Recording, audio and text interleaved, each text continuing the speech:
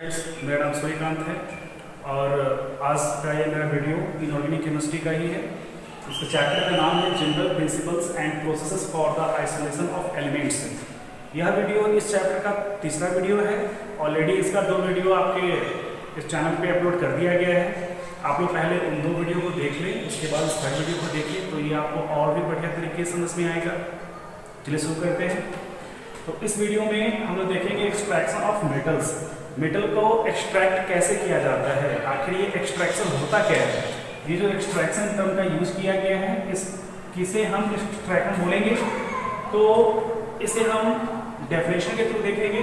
Extraction means निष्कर्षण, a process in which metals are obtained from concentrated ore as free state are called extraction. एक term आपको यहाँ मिला concentrated ओर का। Concentrated ओर के बारे में हम लोग लास्ट वीडियो में देख चुके हैं। कंसंट्रेटेड ओर, आखिर ओर को कैसे कंसंट्रेट करेंगे, तो कंसंट्रेट करने के बाद ओर से हम जिस प्रोसेस के जरिए मेटल को ऑब्टेन कर लेते हैं वो हमारा क्या कहलाता है, एक्सट्रैक्शन कहलाता है, मतलब निष्कर्षण कहलाता है। एक्सट्रैक्शन एक प्रोसेस हो गया जिस प्रोसेस के जरिए हम किसी भी कंसंट्रेटेड ओर से मेटल को ऑब्टेन करते हैं। जैसे आप यहाँ देखिए ZnCO3, ये आपका कैलेमाइन ओर है, इसमें आपका जिंक मेटल है। जब ये ओर हमारा कंसंट्रेट हो जाएगा, मींस इसमें जितने भी इम्प्योरिटीज होंगे वो सबको बाहर निकाल दिया जाएगा। उसके बाद ये जो आपका जो कैलेमाइन बचेगा, फिर इसमें से हम जिंक को जिस प्रोसेस के जरिए बाहर निकालेंगे वह प्रोसेस हमारा क्या कहलाएगा, एक्सट्रैक्शन कहलाएगा। अब देखते हैं एक्सट्रैक्शन कैसे किया जाता है, उसमें कौन कौन से और टर्म्स आते हैं। तो एक्सट्रैक्शन करने के लिए हमारे पास 2 केमिकल प्रोसेस हैं, मतलब 2 इंपॉर्टेंट केमिकल प्रोसेस होते हैं जिसके जरिए हम किसी भी मेटल को उनकी कंसंट्रेटेड ओर से एक्सट्रैक्ट करने का कार्य करते हैं। तो फर्स्ट क्या है आपका, to convert ore into metal oxide.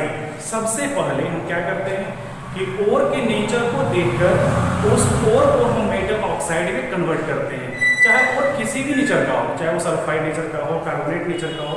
जैसे आप ये बोल तो देखो, ये कार्बोनेट नेचर का ओर है। हम इस जिंक सल्फाइड भी आता है, जिंक ब्लेड इसको बोलते हैं, ये आपका सल्फाइड नेचर का हो गया।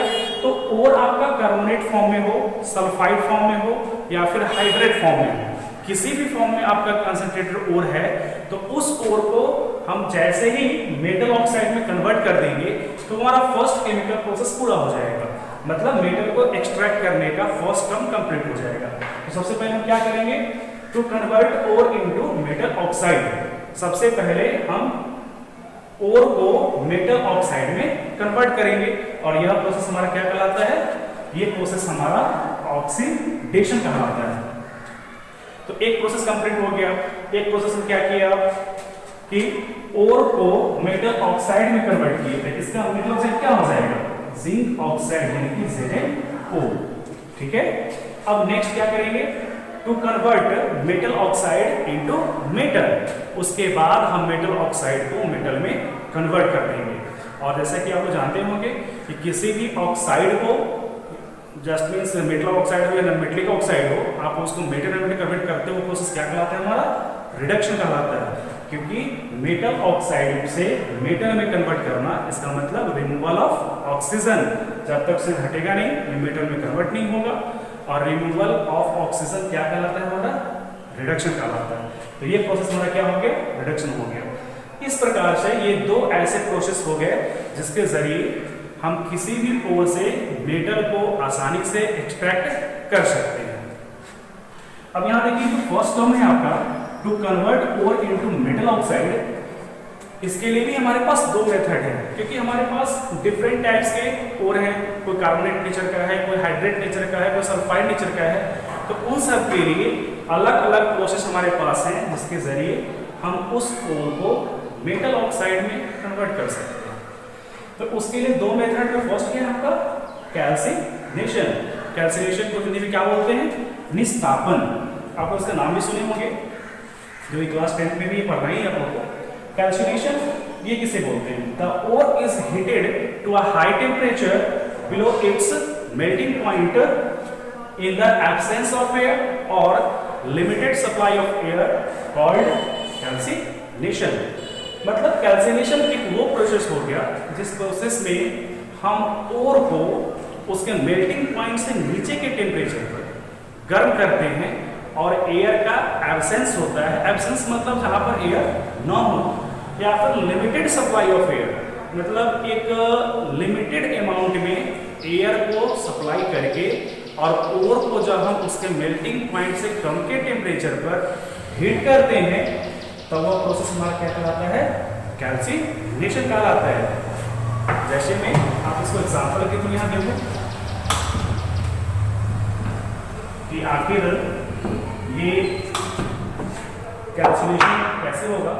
जैसे आप यहाँ देखिए ZnCO3, इस ओर को हम एयर के एब्सेंस में हीट कर रहे हैं तो आपका Zn जो मेटल है ये मेटल ऑक्साइड में कन्वर्ट हो गया और क्या बाहर निकल गया? CO2 गैस रिलीज हो गया। तो आप देख रहे हो कि इस ओर को हम हीट किए हैं एयर के एब्सेंस में, तो यहाँ जो मेटल है वो ऑक्साइड में कन्वर्ट हो गया है। तो यह प्रोसेस हमारा क्या कहलाएगा? कैल्सिनेशन। तो इस प्रोसेस को हम लोग बोलेंगे कैल्सिनेशन। ठीक है, तो अब बात करते हैं कि कैल्सिनेशन प्रोसेस किस किस ओर पर अप्लाई होगा। तो कैल्सिनेशन प्रोसेस आपको दो प्रकार के ओर पर अप्लाई हो सकते हैं। एक, जब ओर आपका हाइड्रेटेड फॉर्म में हो या फिर कार्बोनेट फॉर्म में हो। जब ओर हमारा हाइड्रेटेड फॉर्म में हो या फिर कार्बोनेटेड फॉर्म में हो, इन दोनों में से कोई फॉर्म में अगर आपका ओर है तो आप उसके साथ आसानी से कैल्सिनेशन प्रोसेस कर सकते हैं। जैसे ये देखिए जिंक कार्बोनेट, ये हमारा कार्बोनेट ओर था, कैल्सिनेशन किए जिंक ऑक्साइड प्राप्त हो गया। एक एग्जांपल हाइड्रेट का भी देख लेते हैं। जैसे में आप देखिए बॉक्साइट Al2O3 × 2H2O, ये हमारा बॉक्साइट का फॉर्मूला है। और हाइड्रेटेड का मतलब ये होता है जिसमें क्या हो आपका? वाटर हो। अब इसको आप हीट करोगे तो Al2O3 मतलब एल्यूमिनियम का ऑक्साइड और वाटर इससे क्या हो जाएंगे? सेपरेट हो जाएंगे, अलग हो जाएंगे।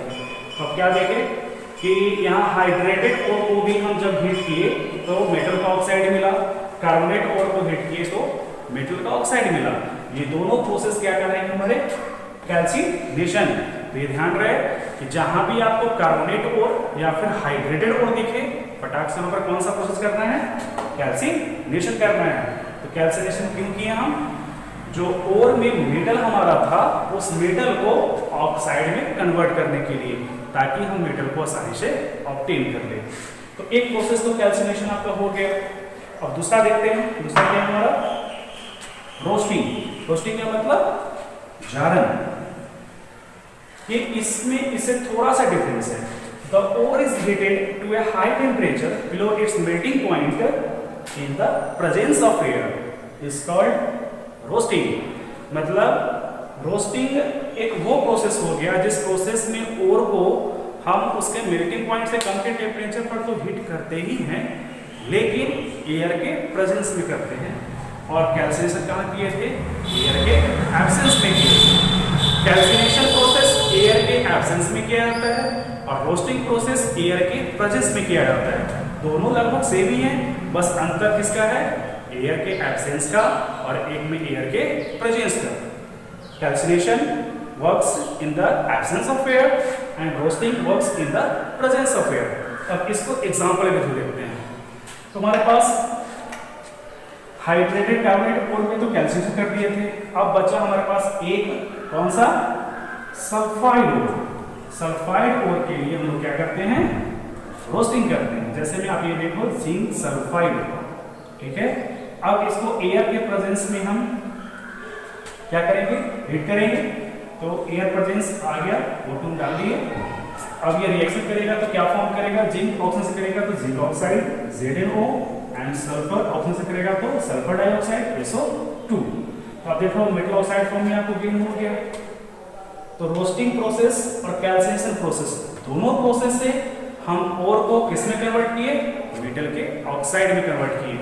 बस अंतर इतना ही था कि अगर आपका ओर हाइड्रेटेड फॉर्म में है या कार्बोनेट फॉर्म में है तो आपको कैल्सिनेशन करना होगा, यानी कि एयर के एब्सेंस में उसको हीट करना होगा। अगर आपका ओर सल्फाइड फॉर्म में है तो आपको क्या करना होगा, रोस्टिंग करना होगा।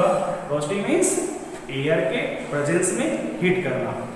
तो इन दोनों प्रोसेस के जरिए हम लोग क्या कर दिए, ओर को मेटल ऑक्साइड में कन्वर्ट कर दिए। अब नेक्स्ट टर्म है हमारा to convert metal oxide into metal. जब आप ओर को मेटल ऑक्साइड में कन्वर्ट कर दिए तो अब आप उस मेटल ऑक्साइड से क्या निकालोगे, मेटल। तो अब देखते हैं मेटल कैसे निकलेगा। जैसे यही बात कर लेते हैं, जिंक ऑक्साइड है, एल्युमिनियम ऑक्साइड है, ये सब तो हमारे ऑक्साइड फॉर्म में ही है।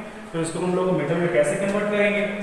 तो जिंक ऑक्साइड, फिर आपको दिख रहा है एल्युमिनियम ऑक्साइड, फिर और भी हो सकते हैं जैसे में Cu2O, कॉपर का ऑक्साइड भी हो सकता है, इससे मेटल निकलेगा आपका। PbO लीड ऑक्साइड भी हो सकता है आपका। तो इन सारे ऑक्साइड से हम मेटल कैसे निकालेंगे। तो जब भी ऑक्साइड फॉर्म में आपका मेटल हो, उससे जब मेटल ऑब्टेन करना हो तो एक ही प्रोसेस है, क्या, रिडक्शन। तो रिडक्शन हम लोग किससे करेंगे, हमारे पास रिडक्शन करने के लिए 4 टर्म्स हैं। इससे आप ध्यान रखोगे, एक कार्बन मोनोऑक्साइड, एक एल्युमिनियम और एक इलेक्ट्रोलाइटिक रिफाइनिंग मतलब इलेक्ट्रिक करंट। इन चारों टर्म में से किसी का भी यूज करके हम लोग मेटल ऑक्साइड को मेटल में आसानी से कन्वर्ट कर सकते हैं। आपको ध्यान देना है कि अगर किसी भी मेटल ऑक्साइड में हमारा मेटल लेस रिएक्टिव है तो कार्बन या कार्बन मोनोऑक्साइड से उसका रिडक्शन हम कर देंगे। जैसे जिंक ऑक्साइड की बात कर लो आप, तो ZnO, अगर इसका रिडक्शन हम कार्बन से करते हैं तो कार्बन क्या करेगा, इस ऑक्सीजन को लेकर बाहर निकल जाएगा, CO फॉर्म करेगा और जिंक मेटल हमारा ऑब्टेन हो जाएगा। ठीक है, तो जिंक थोड़ा लेस रिएक्टिव था तो आप कार्बन का मोनोऑक्साइड काम चला लिए। लेकिन अगर इसकी बात करें एल्युमिनियम ऑक्साइड, तो क्या ये कार्बन या कार्बन मोनोऑक्साइड रिड्यूस हो पाएगा, नहीं हो पाएगा, क्योंकि ये तो इससे ज्यादा रिड्यूसिंग एजेंट है। तो इस टर्म में इसके लिए हम किसका यूज करेंगे, इलेक्ट्रिक करंट का यूज करेंगे। तो ये 4 टर्म आपके पास हैं दिए हुए, जिसके जरिए आप मेटल ऑक्साइड को मेटल में कन्वर्ट कर सकते हो। बस आपको ध्यान देना है मेटल के रिएक्टिविटी सीरीज पे, कि अगर मेटल आपका मोर रिएक्टिव है तो एल्युमिनियम, नहीं तो इलेक्ट्रिक करंट का यूज करेंगे। लेस रिएक्टिव है तो कार्बन मोनोऑक्साइड से उसको हम मेटल में कन्वर्ट कर देंगे। तो इस प्रकार हम लोग क्या किए, कंसंट्रेटेड ओर से मेटल को ऑब्टेन कर लिए।